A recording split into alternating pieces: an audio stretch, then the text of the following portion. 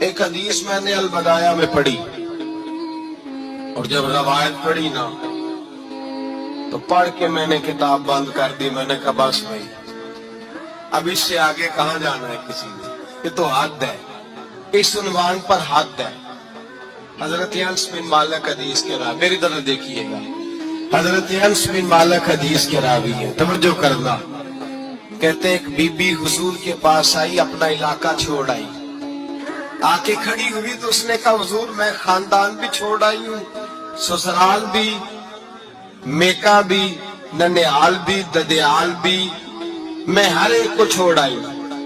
میں جائیداد والی تھی وہ بھی چھوڑ آئی ہوں، مال دولت بھی چھوڑ، ایک میرا بیٹا تھا جوان وہ میں ساتھ لائی ہوں. سونیا یہ آپ کی نوکری کرے گا اور میں حضرت فاطمہ کی ڈیوٹی کروں گی، میں حضرت عائشہ کے برتن دھویا کروں گی، میں بھی نوکری کروں گی. حاضر ہے.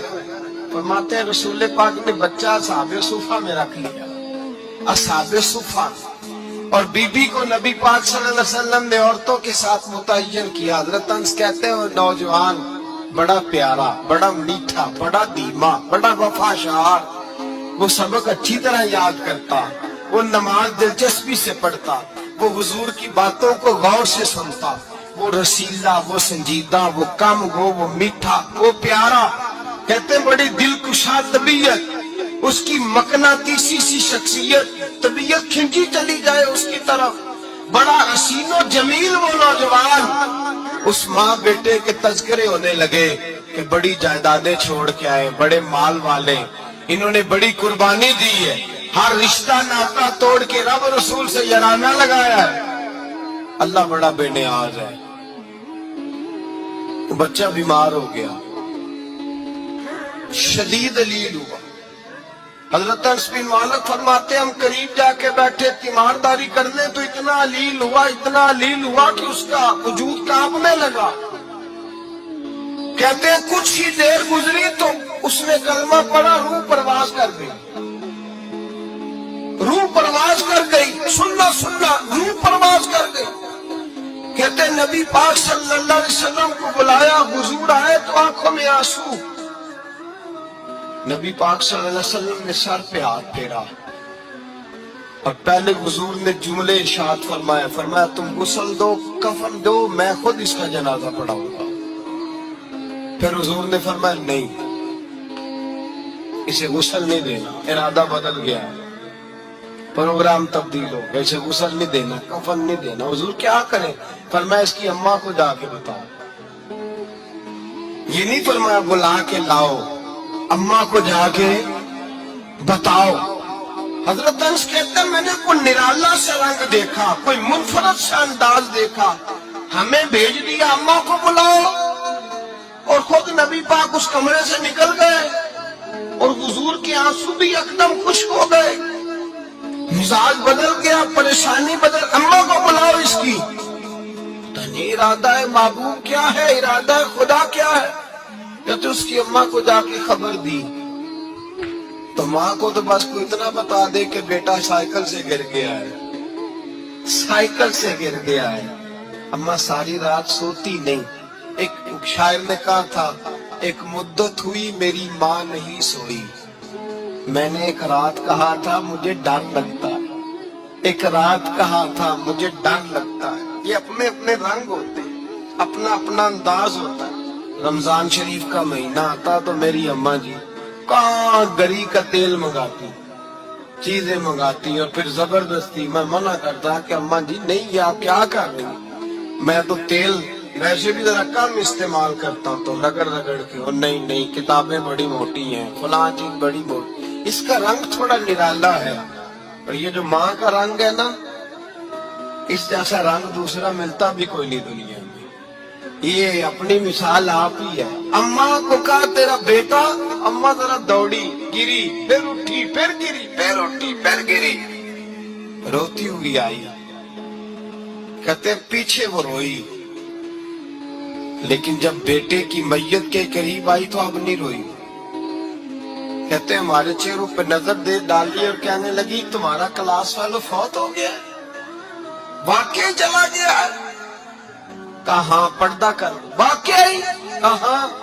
कहते अम्मा ना जमीन पे बैठी और पहले उसने बेटे के पैर उठा के चूमे, फिर सीने पे रखे, फिर वहां से उठी और इधर आई, सर सजदे में रखा और दोनों हाथ उठा के कहने लगी, ऐ अल्लाह मैं दौलत के लिए ईमान नहीं लाई थी, ऐ अल्लाह मैं जायदादों के लिए कलमा नहीं पढ़ा था, मौला मैं तेरी बारगाह में आई थी तो मैं तेरे और तेरे रसूल को मान कर आई थी, खुदावंदा मैंने मेके छोड़ दिए, ससुराल छोड़ दिया, ननिहाल छोड़ दिए, ददियाल, वो दुश्मन थे सारे दीन के, छोड़ के आई, मैंने आरज़ुओं का बड़ा मकान भी छोड़ा, खुदावंदा बेटे ने जाना था, मुझे शिकवा कोई नहीं, लेकिन खुदावंदा अब मेरे सारे कहेंगे तो तूने कलमा पढ़ा था तो तेरा बेटा ही चला गया, ऐ अल्लाह की अगर तूने दिले मुस्लिम की दिल जोड़ी नहीं, ताना देंगे बुत के मुस्लिम का खुदा कोई नहीं, ऐ अल्लाह मेरा यकीन कहता है कि अगर तू मारने पे कादर है तो तू जिंदगी देने पे भी कादर है, खुदावंदा काफिरों को राजी न कर, वो खुश हो जाएंगे, वो मुझ पे ताने कसेंगे, फब्तियां कसेंगे, ऐ अर्श के मालिक रहमत का दरवाजा खोल, मैं तेरे नबी की बारगाह नाज में रहती हूँ, नजर फरमा। हजरत अनस बिन मालिक फरमाते हैं, ईमान, यकीन और इस्तकामत के साथ उस ने जब दुआ मांगी तो हमने मस्जिद नबवी के सहन में अजीब नजारा देखा, एक माँ ने दुआ मांगी तो बेटा उठ के बैठ गया, कहते हैं बेटा उठ के बैठ गया, कलमा पढ़ तो वो उठ के बैठा, माँ ने सीने से लगाया और माँ और बेटा लाड़े लगाने लगे, लोगों सुनो, कुरान भी सच्चा, इस्लाम भी सच्चा, अल्लाह भी सच्चा, ये मस्जिद नबी सच्चों का घर और सबसे बढ़ के अल्लाह का रसूल सच्चा, अल्लाह के रसूल सच्चे, महबूब सच्चे, मस्जिद में रहने वालों में सबसे बढ़कर सच्चे, रसूल कायनात सल्लल्लाहु अलैहि वसल्लम का दीन सच्चा। फरमाते रसूल पाक को खबर दी तो महबूब ने मुस्कुरा के फरमाया, मेरे रब की ताकतें बड़ी ज्यादा है, इन्नल्लाह अला कुल्ले शैइन कदीर, अल्लाह की ताकत बड़ी है, ईमान था, यकीन, इस्तकामत, बच्चा उठ के बैठ गया। हजरत अनस कहते हैं वो हुजूर के जमाने में भी हयात रहा, विशाले ज़ाहिरी के बाद हजरत अबू बकर के जमाने में भी मौजूद रहा, उमर के जमाने में भी मौजूद, हजरत उस्मान के जमाने में उसकी माँ का इंतकाल हुआ, उसने अम्मा को दफन किया और माँ के बड़े अरसे के बाद उसने पर्दा किया। जब हम उसकी तरफ देखते थे ना, देखते उसकी तरफ थे पर हमें उसकी अम्मा का ईमान याद आ जाता है, हमें यकीन, ओ भाई कभी तूने रब करीम की बारगाह में सर सजदे में रख के मांगा ही नहीं, तू कभी आया ही नहीं, वरना उसके दरवाजे से कोई खाली जा सकता, सवाल ही नहीं पैदा होता, कोई खाली जाए, कोई जाता ही नहीं, वो भेजता ही नहीं, उसका अंदाज ही नहीं, उसका ये करीमाना अंदाज ही नहीं, वो भेजता ही नहीं, वो तो नवाज देता।